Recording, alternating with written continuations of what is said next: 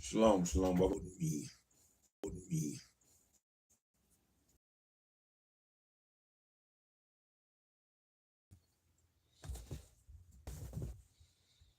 I said we're back at it.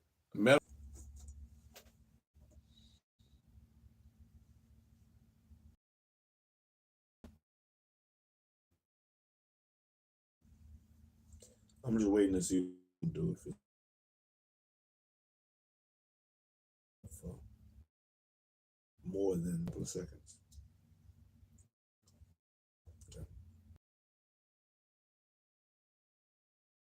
Before we jump into the treasure trove of pages, the sea.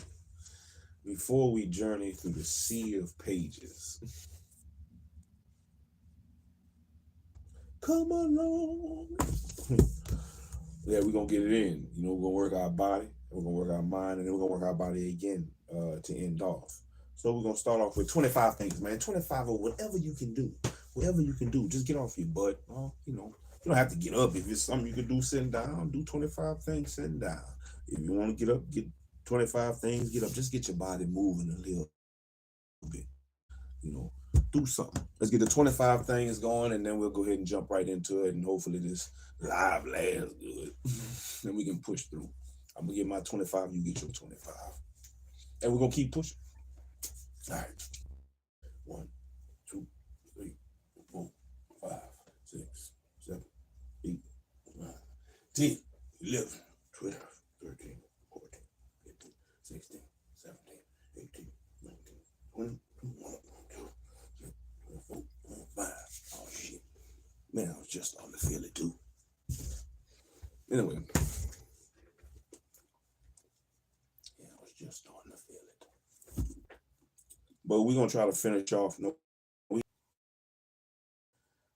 man, I wish we. Yeah, man, I wish we.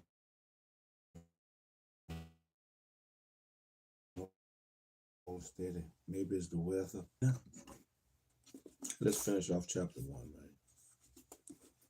So shalom, welcome on in to the SHILO. But we're going to try to find things that we can learn and grow from in whatever book we pick up. Whatever book I pick up. There's something to be found. There's some treasure. There's something we can grab one of these books.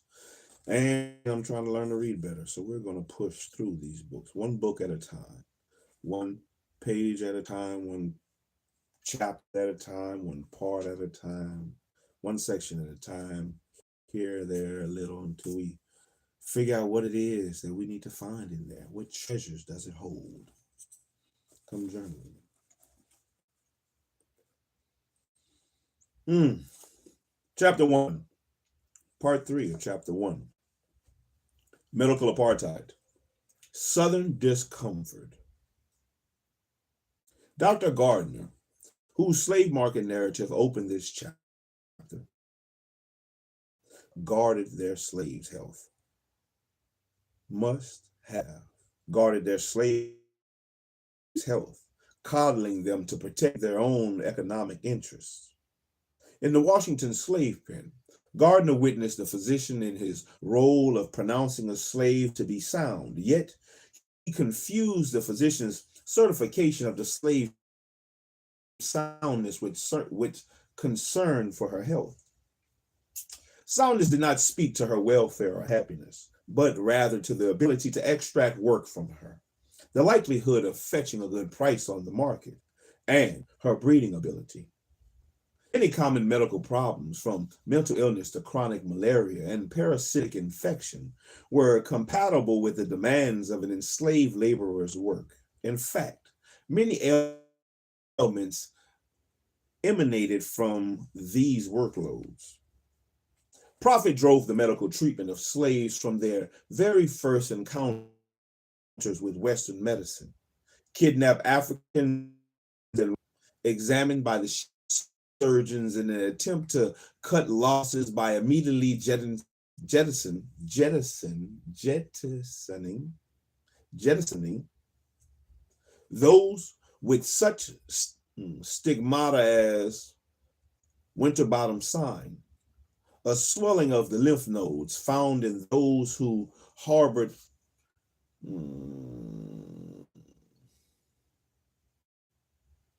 tryphanosomiasis, a swelling of the lymph nodes found in those who harbored tryphonosomiasis.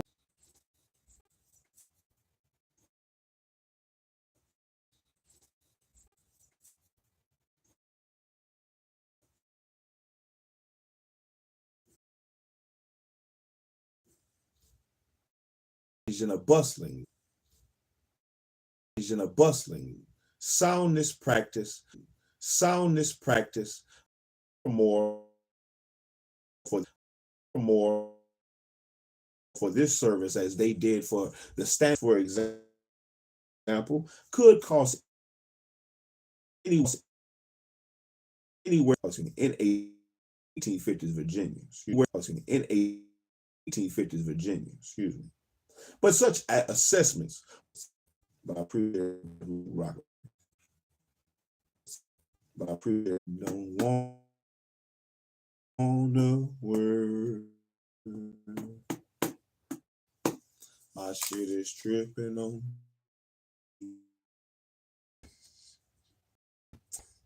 Among the deal-breaking ailments it's cited were loss of keloid scars and syphilis. How was this interest in fitness for work or soundness at odds with slave health? With the soundness rather than the welfare of the slave in mind, for example, slaves were not immunized against smallpox as whites were, because that could discourage originally a slave and later a doctor. Recount how the graying hair and beards of aging slaves were purchased by buyers who expected the toil of a young man. Their own, as slavery apologists, knowing on mounting the steps to the auction block, he assumed the most drooping aspect, hanging his head and affecting the feebleness of old age. He had probably hoped to have avoided a sale by such a dodge. And former slave Bethany, placed upon the stand, who was employed to examine the slaves on such occasions, told me to let him see my tongue. He found it coated and feverish. Said he was obliged to admit that at that moment I was in a very bilious condition. Vinny did not disclose specific advice the old woman shared, but many common therapeutic meal dramatically inflamed the tongue and asked me all manner of questions, to which I replied in the ugliest manner I dared. And when the auctioneer raised his hammer and cried, "How much do I hear for this woman?" the bids were so low, the woman was called up in my place. Post thing. There were many eager bids for her. For such as she, the demand of slavery were insatiable. Soundness for women. Thomas Jefferson declared, I consider a slave woman who breathes once every 2 years. 1844, who breathes once every 2 years. 1844 gave birth. One in every five.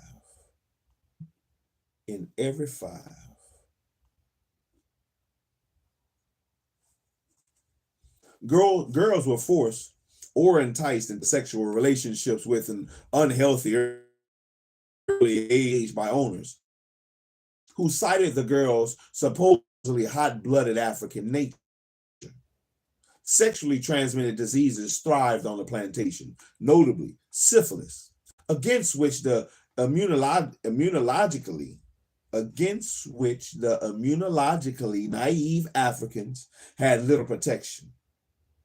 Enslaved women's vulnerability began on the sea passage from Africa, as recorded in the 1788 memoirs of the English ship surgeon Alexander Falconbridge. Are allowed to have intercourse with such of the black women whose consent they can procure. The officers are permitted to indulge their passions among them at pleasure, and sometimes are guilty of such excesses as disgrace human nature. But whites ascribe black women's sexual availability not to their powerlessness, but to a key tenet of scientific racism. Blacks were unable to control their powerful sexual desires, which were frequently compared to those control made black men dangerous and made black women sexually aggressive Jezebels who habitually enticed white men to inappropriate sexual relations. Dr. Lewis explained, as soon as the sexual desires are awakened in the young men of the South, they find it easy to gratify themselves by the readiness with which they are met by colored, mixed race servants. This blunts his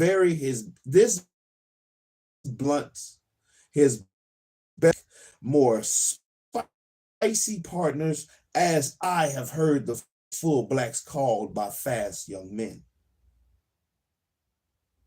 This theory did not allocate any responsibility to the master as the owner of the women and the person who decided when and with whom she would have sexual relations.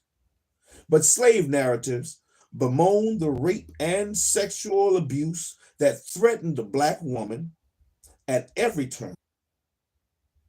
Mary Rim reflected, us niggas know the doctor took a black woman quick as he did a white, and took any of his place he wanted, and took any on his place he wanted. As the personal property of the master, black women had no social or legal protection. Their relationships had to be viewed through the lenses of enslavement. In her memoirs, former slave Harriet Jacobs sadly mused that she eventually acquiesced to such sexual demands because it was less labor until their 5th month, and recalcitrant pregnant women were made to lie in trenches that accommodated their bellies, so that they could be beaten without harming the unborn baby. Damn. Soundness considerations also dictated levels of care, which varied according to the slave's value. Slaves who were strong, young, as well as to their age, who were often cast off the plantation or sold to physicians when the expense of their care exceeded their market value. Former slave Martha Griffith Brown recalled the words in which an abusive master refused to pay a doctor to treat an elderly slave who had spent her life working on his plantation. I ain't gonna fur to spend money on that old nigga unless you cure her and make her able to work and pay for the money that's being laid out for her. If she be gone to die, well, let her do it in the cheapest way. The owner-physician pact. The owner-physician pact.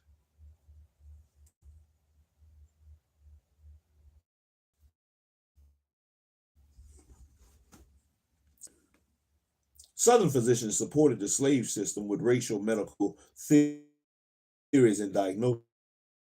Era physicians, or when physicians enjoyed considerably fewer financial rewards and lower professional status than they do today, these physicians derived most of their income from caring for slaves.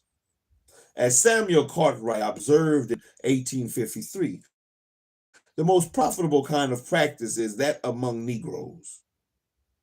Slavery created a medical partnership between physician and planter that eclipsed the patient-physician dyad, the traditional Western healing relationship. The traditional Western healing relationship. In the slaveholding United States, where the planter owned the slave and employed the physician, owners made their complaints or treatment wishes known to the physician and gave or withheld consent for procedures, from sterilizations to amputations to autopsies. The planter, not the slave, had to be satisfied with the results. The planter, in every important sense of the word, was the patient. The Southern relationship was a slaveholder physician dyad, with the slave left outside, unconsulted, uninformed, and with no recourse if she or he was unsatisfied, injured, or killed, a medical non-entity. Physicians were often slaveholders themselves. In fact, an 1847 state medical convention in Alabama issued a recommendation that doctors caring for slaves seek liens upon the human chattel if their bills were not paid. Slave owning physicians profited from their slaves in the usual ways: field work, housework, concubines, rented labor, and breeders of slaves.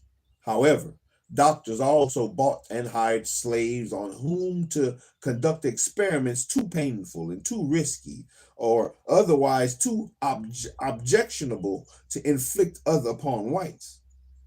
I will examine many instances of this practice in the pages that follow. Ooh-wee, ooh-wee.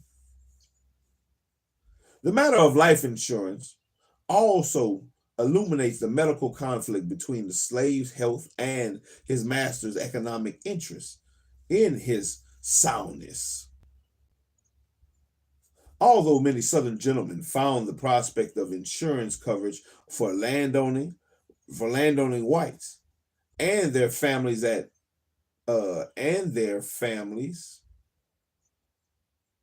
a distasteful parallel to insuring equipment and livestock.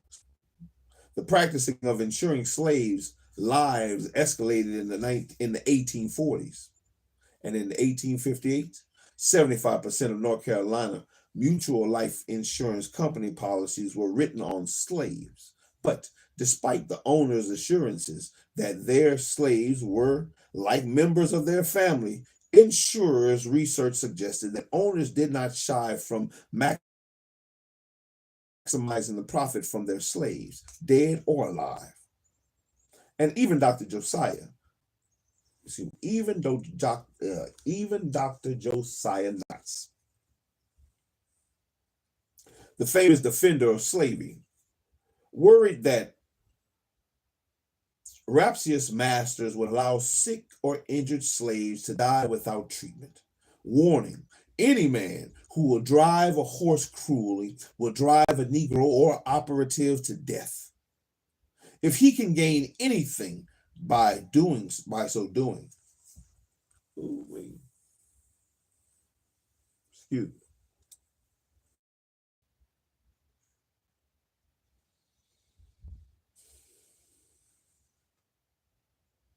South Carolina and Virginia insurance companies eventually refused to insure a slave's life for full value for fear that owners would allow them to die of their ailments.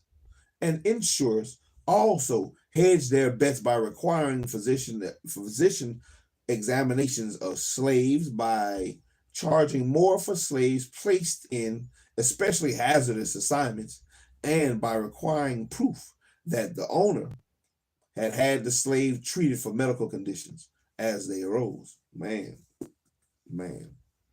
Thus, companies that have lately taken heat for insuring slaves' lives, also took steps to protecting those lives. That sounds like stuff that's still going on today. You still gotta go get checked up by the slave master. And you still don't, that's these things are still stuff that make people really very I don't know if I want to tell the doctor everything type of people.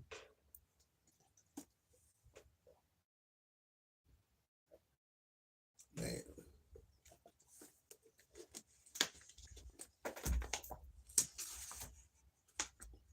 We almost there.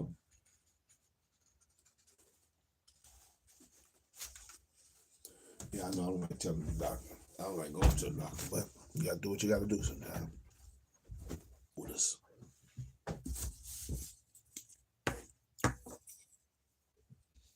That monster on my shoulders.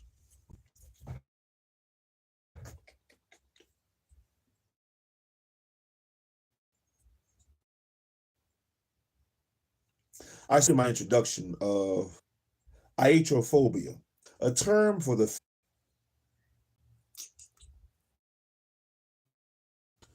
black iatrophobia has a very long history. Science bitterly that slaves were considered doctors by law, even to the point of working while they were ill, discarding medications, and hiding their children's sickness. This enraged masters and physicians because they believed white cures led to premature death and loss of valuable slaves. However, However, slaves distributed Western remedies as influential and dangerous, and also complained that these treatments were stereotyped. The same remedies were offered for various ailments. Mary Reynolds could list her physician's owners' entire materia medica, the common term for the pharmacological supplies for slaves, ipecac and asafoetide, and oil and turpentine, and black fever pills. Work Project Administration's interviewers quoted former slave Joe Hawkins as person while they like they do these days. No, sir. He bleeds you so many minutes while he watched his big watch, all he always carried. Bless you for most any sickness. Bleed you, for most any sickness. Slaves knew that some of the treatments worsened problems, and perhaps most importantly, they realized that a master's interest in their fitness that for work was sometimes inimical to their health. Inimical. In short, enslaved blacks often eschewed Western medicine because they suspected their owners of a greater interest in them as capital than in their welfare. This also questions the acumen and the motivation of the regular Western practitioner, who in turn ridiculed the spiritual component of African medicine as superstition. Then, too, slaves had their own healers and preferred medicines that were less harsh and often more efficacious. Let's look that up. Let's look and see what efficacious is.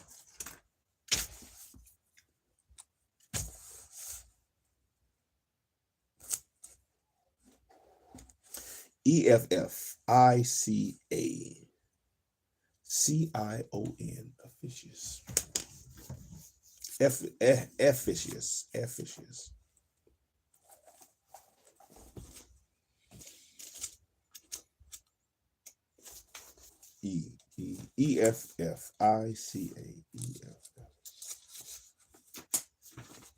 Efficacious.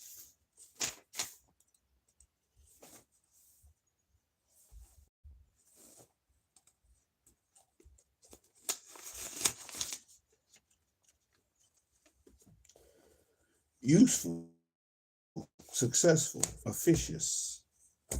Useful or successful.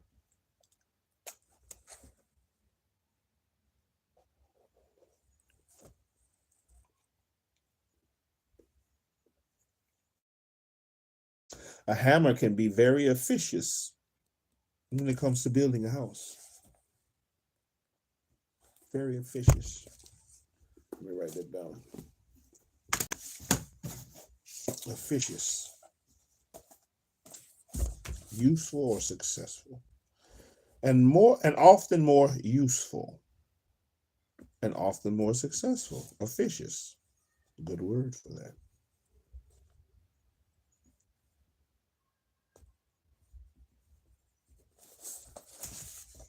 Officious. Slave medicine, unlike the psychological based, almost mechanical ministrations of whites, incorporated African healing philosophies and techniques, including strong psychological, social, and spiritual components. Slaves themselves illustrated this by the parallels they drew between their medical treatment and that given to the livestock. Former slave Richard Toller remembers that owners were as particular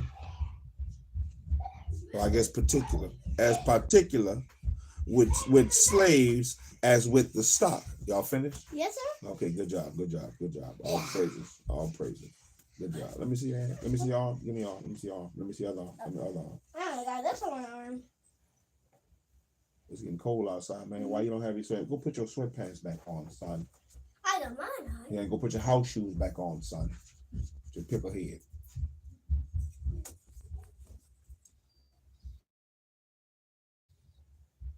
Particular. Former slave Richard Toller remembers that owners was as particular with slaves as with the stock. That was their money, And if we claimed being sick, they'd give us a dose of that castor oil and turpentine. Gotta have that castor oil. That was the principal medicine colored folks had to take. And if we was real sick, they had the doctor for us. Appeals to God, the importance of moral fitness and enlisting the help of departed spirits, especially the intercession of ancestors, were all key to the African-based healing process. Ancestors who were angered by disrespect or neglect could cause illness, alienation, and other troubles for the living. What am I doing right now? Reading at the W. Do we ride our bicycles? We'll have to see what the weather is looking like first. Let me finish reading first, and then after I finish reading, then as long as it's not dark outside, we'll check and we'll see if we can make that happen. Okay? All right. Hey, if we riding bikes anyway, you're gonna have to take them sweatpants off. You're not going outside and that. Put your jeans and then your tennis shoes back on.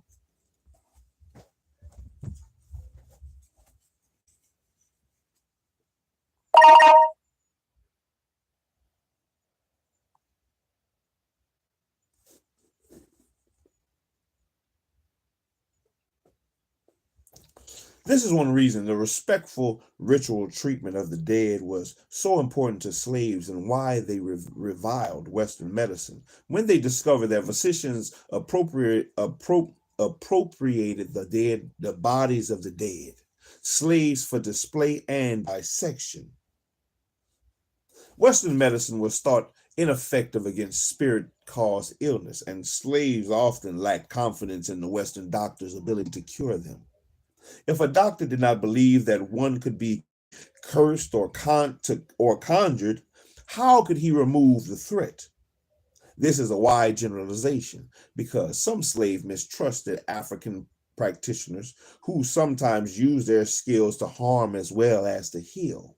But in Planters Farm books and in medical journals, physicians and slave owners repeatedly berated the ignorance and superstition that led slaves to conceal illness and to shrink from scientific Western medicine in favor of conjure women and witch doctoring.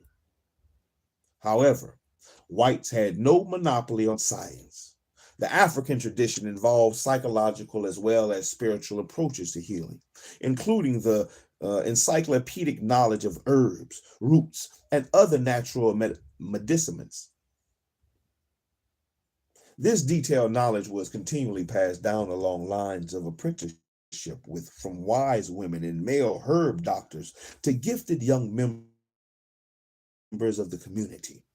Despite their characterization as primitive, African healers first employed citrus juice for scurvy and inoculation for smallpox and other viral illnesses. Midwives used African techniques, herbs, and medicines so successfully without dangerous tools of the day, such as forceps, that many white women called them to tend births. Some whites were impressed by the success rate of Negro doctors and doctresses, consulted them, and placed their medication recipes in the family book, and Western doctors faced brisk competition from Black herb doctors. And in 1858, the journal article from Dr. R.H. Whitefield of Alabama railed against unscientific midwives.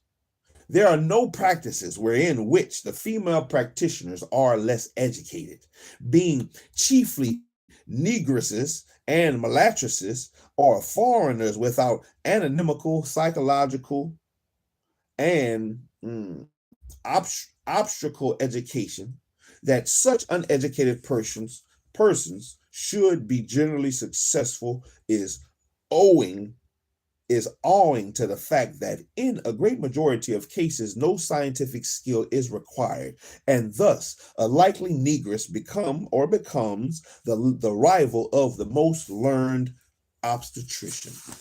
Oh, don't get mad, my boy, because them women could do better than you with all that training you got. Mama showed me how to have children. That shit ain't new. You been squat, girl.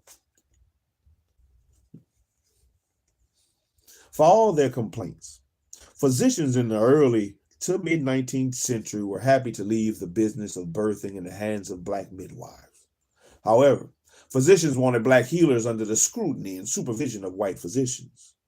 White doctors denigrated Black midwives and healers, calling them uneducated, but white physicians themselves usually had no academic preparation beyond a few months of proprietary medical school or a few years of apprenticeship, which many Blacks also shared. So, until the mid 1800s, such claims of superior education rang hollow. Also, regular medicine consistent curriculum, but roped in a motley association of disciplines. At the bedside, healers practice a variety of Western fads such as hydrotherapy, which utilizes harmless but ineffectual water cures for many ailments, and the Thompsonism, followed by disciples of New Hampshire farmer Samuel Thompson, Thompsonism, there you go, Thompsonism, followed by disciples of New Hampshire farmer Samuel Thompson, who, like Black healers, advocated the use of modern herbal and vegetables, vegetable remedies, and emetics. The constant friction between white physicians and enslaved healers sometimes erupted into open hostility, and physicians denigrated Black medical practice and imposed punishment, including execution. Damn, one of them boys dead. Off with his head. How dare he know what to do and I don't? Kill him. Including execution upon Black healers on the pretext of protecting the larger community from poisoning and from the evil machinations of occultists who doctors claimed control minds and actions of superstitious Blacks. Black contributions to early American medicine include research.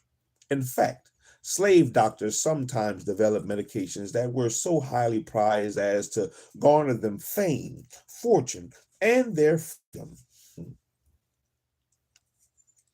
In 1729, Lieutenant Governor Gooch of Virginia authorized the payment of 60 pounds of manamut, an unnamed Negro man. Manamut, 60 pounds to manamut, an unnamed Negro man. Gooch declared that his mixture of pharmacological active roots and bark had proven an effective syphilis remedy. It is well worth the price of Negroes' freedom, wrote Gooch, since it is now known how to cure Negroes without mercury. And a slave doctor named Caesar developed several medical innovations, including an almost foolproof snake bite antidote. The cure featured a shrub called plantain and horsehound, a plant that derived its name from Egyptian priests who called it the seed of Horus, the Egyptian god of the sun and virtue, mixed with sassafras, wood ashes, and tobacco. And on February 25 or 25th of that year, the South Carolina Gazette published that recipe as a public service, and demand ran so high that it was reprinted widely and published as a monograph in 1789. And in 1799, it was mentioned in the text Domestic Medicine. Caesar's medical acumen earned him his freedom from the South Carolina General Assembly, which also granted him the annual pension of 100 pounds. And Primus was another slave who won fame. Now, I need to mark these names down. That's what I need to do. I need to mark these names down. That is some good, that's some good shit. I'm gonna just do the yellow. Primus, Caesar,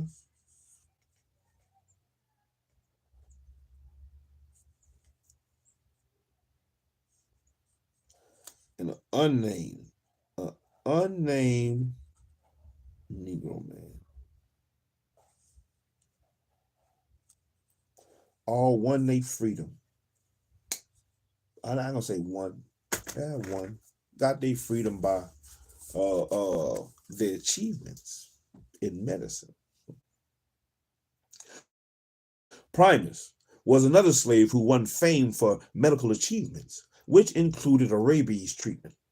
The medical career of Wilsie Elf of Charleston, South Carolina, benefited rather than suffered when the white pharmacist to whom he was apprenticed turned out to be incapacitated by alcoholism. Left to his own devices, Elf formulated new medications, which proved so effective that his patent drug became popular across the state. And meanwhile, Western doctors complained that overseers resorted to a standard remedy for every complaint: an emetic followed by calomel and oil. Nobody want that. This chapter has sketched the roots of the friction between medical practitioners of African Americans. The next describes how medical experimentation heightened the aversion of Black patients for white physicians. And that was the end of chapter 1. And that was the end of chapter 1, Southern Discomfort of the Medical Apartheid by Harriet A. Washington. Hey, I'm glad we finally finished chapter 1. Man, I'm out, children. We in there. We moving along. Now we chugging. Now we chugging. Like the little engine that could.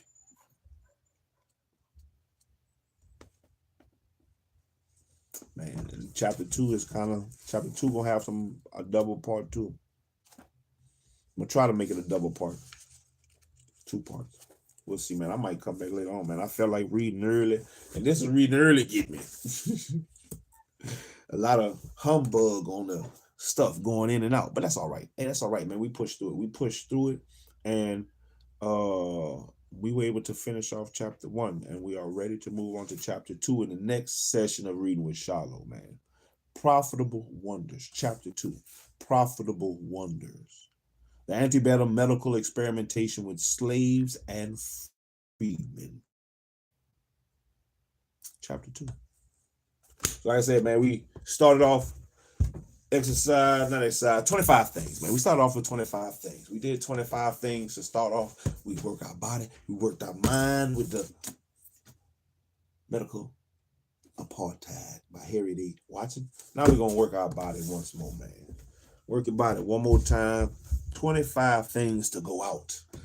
25 things to go out. We're trying to build ourselves better, man. We're trying to formulate good habits and better habits. Reading and moving our bodies, moving our minds, making it work for us instead of we working it so hard. Oh, man. We want to grow. We want to be successful. We want to keep pushing one day at a time, one book at a time, one page at a time, and learn and grow, man, and apply the things we learn and grow from, man. Oh, man, let's apply them. Let's apply them. 25 things. Get off your butt. Get off your lazy ass. I be lazy too sometimes. I got to get off my lazy ass too. Let's do it. 25. 1, 2, 3, 4, 5, 6, 7, 8, 9, 10, 11, 12, 13, 14, 15, 16, 17, 18, 19, 20, 21, 22, 23, 24, 25. Ooh, I feel that. When I feel it. I like when I feel it. I mean, you're working something. You're doing something good. And that has been my part of SHILO Hama today, the destroyer of worlds, man. By finishing off chapter 1. Finishing off chapter 1. We got a lot to do. We got a lot to go. A lot to go. A lot to go. But we're going to keep pushing, man. Until the next episode of Reading with SHILO, man, I appreciate everybody that stopped by. I appreciate everybody that liked, commented, subscribe. That's done reading. Get out of the way. Get Yeah, so until next time, man, shalom, everybody. I hope y'all have a wonderful rest of y'all day. I'm going to put my jeans on. Yeah, go put your jeans on, both of y'all. I want to put my jeans on. Go put your jeans on, son. And your sweater.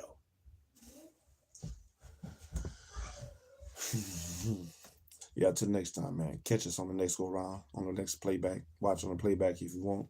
Leave a comment. Is there anything that you learned and grow from, or learned anything that you may not have known, that you may have heard about so far in the medical apartheid in chapter 1? There's stuff I hadn't heard about before. Definitely some stuff I hadn't heard about. But is there anything you may have heard? Stuff you know. Do you like doctors?